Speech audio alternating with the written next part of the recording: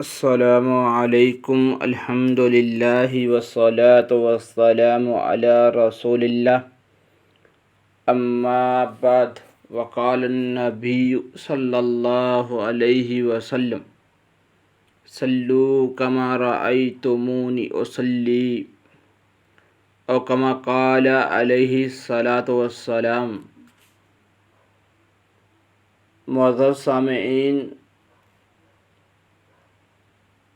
اللہ کے نبی علیہ الصلاۃ والسلام نے فرمایا،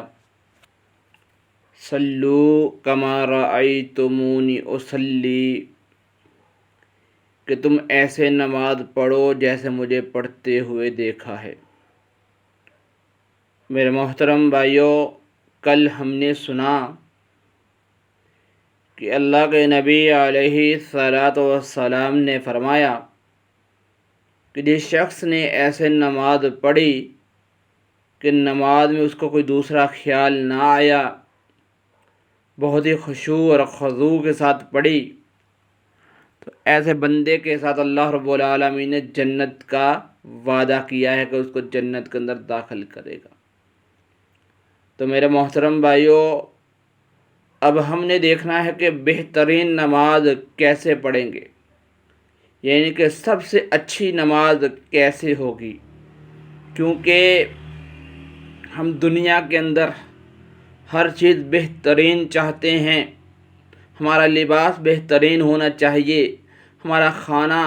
بہترین ہونا چاہیے، ہمارا رہن سہن، اٹھنا بیٹھنا بہترین ہونا چاہیے، ہماری جاب، ہماری گاڑی، ہمارا موبائل، ہمارا گھر، یعنی کہ ہر معاملہ اچھا اور بہترین ہونا چاہیے، یہ ہماری سوچ ہے۔ لیکن میرے محترم بھائیوں، یہ گھر زندگی نہیں ہے، یہ لباس زندگی نہیں ہے، یہ موبائل زندگی نہیں ہے، یہ کوٹھی بنگلہ گاڑی یہ زندگی نہیں ہے، اور ہم نے اس کو زندگی بنا لیا اور سب سے بہترین بنا لیا۔ لیکن میرے محترم بھائیوں، یہ لباس کا اچھا ہونا، یہ موبائل کا اچھا ہونا، یہ گھر کا اچھا ہونا، یہ زندگی نہیں ہے، یہ ضرورت ہے۔ اگر یہ ہمارے پاس نہ ہو، یہ جتنی باتیں، جتنے الفاظ میں نے آپ کے سامنے بولے ہیں، اگر ان میں سے کوئی چیز بھی ہمارے پاس نہ ہو تو یہ زندگی گزر جائے گی۔ لیکن ایک ایسا عمل، ایک ایسا کام کہ جس کے کرنے کا اللہ رب العالمین نے ہمیں حکم دیا اور نبی علیہ الصلاۃ والسلام نے اس کو کر کے دکھایا اور ہمیں سمجھایا، ہمیں بتلایا کہ میرا کلمہ پڑھنے والو، اے مجھے اپنا نبی ماننے والو، اپنے آپ کو میرا امتی کہلوانے والو، تم نے جو عمل بھی کرنا ہے میرے طریقے کے مطابق کرنا ہے، جیسے میں نے کہا ہے ویسے کرنا ہے۔ تو کیا آج ہم ویسے ہی کر رہے ہیں؟ اللہ کے نبی علیہ الصلاۃ والسلام نے یہ تو فرمایا ہے کہ واجبت لہ الجنہ، کہ اس کے لیے جنت واجب ہے، جس نے نماز پڑھی اور نماز کے اندر کوئی وسوسہ نہ آیا، کوئی خیال نہ آیا۔ اور میرے محترم بھائیوں، نماز تو ہم پڑھتے ہیں لیکن بہترین نماز نہیں پڑھتے۔ بہترین نماز کیسے پڑھیں گے؟ جب ہم فرقوں کو، مسلکوں کو، فرقہ واریت کو پیچھے چھوڑ کے، برادری کو، کنبے قبیلے کو، خاندان کو پیچھے چھوڑ کے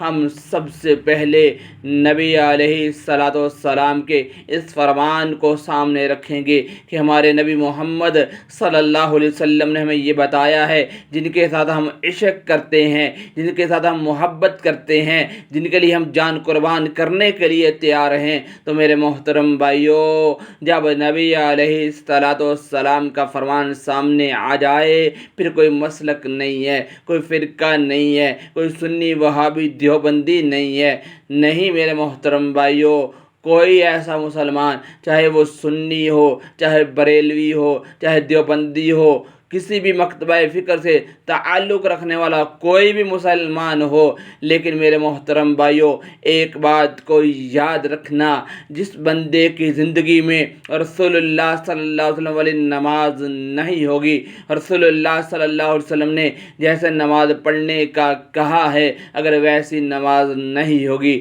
تو میرے محترم بھائیوں اس بات کو یاد رکھ لیں کہ اس بندے کی کوئی نماز قبول نہیں ہے، کیونکہ اللہ رب العالمین نے فرمایا ہے وَمَن يَعْصِ اللَّهَ وَرَسُولَهُ فَقَدْ ضَلَّ ضَلَالًا مُبِينًا۔ یہ رب کا قرآن ہے، میری اور آپ کی بات نہیں ہے، کسی ناظم کی، کسی کرنل کی، جرنل کی بات نہیں ہے، بلکہ یہ رب کی بات ہے۔ رب نے کہا ہے وَمَن يَعْصِ اللَّهَ وَرَسُولَهُ، جس نے میری اور میرے نبی محمد رسول اللہ صلی اللہ علیہ وسلم کی نافرمانی کی فقد ضل ضلالا مبینا، تو اس کے گمراہ ہونے میں کوئی شک نہیں ہے۔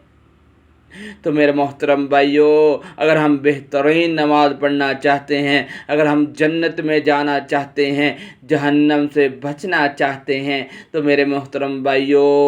سب سے پہلے ہمیں اپنی نماز کو بہتر کرنا ہوگا۔ یہ نماز ہماری زندگی ہے، یہ نماز ہماری آخرت ہے، یہ نماز ہی سب کچھ ہے، کیونکہ اللہ کے نبی علیہ الصلاۃ والسلام نے فرمایا کہ جس کی نماز صحیح ہو گئی کل قیامت والے اس کے سارے معاملات صحیح ہو جائیں گے۔ آئیں فرقہ واریت کو چھوڑیں، یہ سنی وہابی دیوبندی کیا ہے؟ یہ کچھ نہیں ہے، اگر کچھ ہے ان الدین عند اللہ الاسلام، اگر کوئی دین ہے تو اسلام ہے، اس میں کوئی فرقہ نہیں ہے، کوئی مسلک نہیں ہے، اس میں ہے تو رب کا قرآن ہے، نبی محمد صلی اللہ علیہ وسلم کا فرمان ہے۔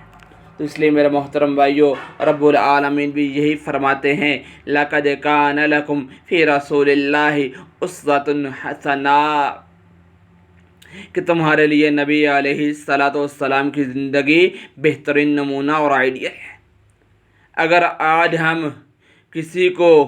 اپنے لیے نمونہ بناتے ہیں، آئیڈیل بناتے ہیں، اس کی وجہ کیا ہوتی ہے کہ وہ ہمیں اچھا لگتا ہے۔ کیا ہمیں نبی علیہ الصلاۃ والسلام کا فرمان اچھا نہیں لگتا؟ کیا ہمیں نبی علیہ الصلاۃ والسلام کا طریقہ اچھا نہیں لگتا؟ اگر لگتا ہے تو ہم نے کتنا پڑھا ہے، کتنا اس کو جانا ہے، کتنے اس کے مطابق زندگی گزاری ہے۔ اور میرے محترم بھائیوں جن کے لیے ہم زندگی گزار رہے ہیں نا، یا جن کو راضی کرنے کے لیے گزار رہے ہیں نا، یہ کچھ کام نہیں آئیں گے۔ یوم یفر المرء من اخیہ و امہ و ابیہ و صاحبتہ و بنیہ، اور یہ ماں، یہ باپ، یہ بیٹا، یہ بیٹی، یہ بہن، یہ بھائی، کوئی کام نہیں آئے گا۔ تو جن کے پیچھے ہم چل رہے ہیں ان میں سے کون کام آئے گا؟ اللہ تعالیٰ نے تو صاف ہی کہہ دیا ہے نا، یوم یفر المرء من اخیہ و امہ و ابیہ و صاحبتہ و بنیہ۔ تو میرے محترم بھائیوں آئیں، اگر ہم یہ چاہتے ہیں کہ ہمارے لیے رب جنت کو واجب قرار دے دے، ہمیں جنت میں داخل کر دے، تو اس کے لیے ہمیں بہترین نماز پڑھنی پڑے گی، اس کے لیے ہمیں رسول اللہ صلی اللہ علیہ وسلم کے فرامین کو پڑھنا پڑے گا، اس کے لیے ہمیں نبی علیہ الصلاۃ والسلام جیسی نماز پڑھنی پڑے گی، ان جیسی زندگی بنانی پڑے گی، تب جا کے ہمارے لیے جہنم حرام ہوگی اور جنت واجب ہوگی۔ تو اس کے لیے میرے محترم بھائیو ضروری ہے کہ ہم نبی علیہ الصلاۃ والسلام کی نماز کو پڑھیں، اس کو جانیں، اس کا مطالعہ کریں، اس کی اسٹڈی کریں، تاکہ ہمارا رب ہماری نمازوں کو قبول کر لے، کل قیامت والے دن ہماری نمازیں ہمارے منہوں پہ نہ مارے۔ تو میرے محترم بھائی اس کے لیے ضروری ہے کہ ہم نماز نبوی پڑھیں، نبی علیہ الصلاۃ والسلام والی نماز پڑھیں، کسی مسلک کی نہ پڑھیں، کسی فرقے کی نہ پڑھیں، کیونکہ کل قیامت والے دن نماز نبوی کام آنی ہے، کسی کا کوئی فرقہ یا مسلک کام نہیں آنا۔ تو اس کے لیے ضروری ہے کہ ہم نماز نبوی کی تصدیق کریں، تحقیق کریں، اور جانیں کہ اللہ کے نبی علیہ الصلاۃ والسلام نے نماز کیسے پڑھی ہے، کیسے پڑھ کے دکھایا ہے، بتلایا ہے، تو ہم ویسے نماز پڑھیں تاکہ ہم جہنم سے بچ جائیں اور جنت میں داخل ہو جائیں۔ اللہ تعالیٰ سے دعا ہے کہ اللہ تعالیٰ حق بات کو سمجھ کر اس پر عمل کرنے کی توفیق عطا فرمائے۔ وما علینا الا البلاغ المبین والحمد للہ رب العالمین۔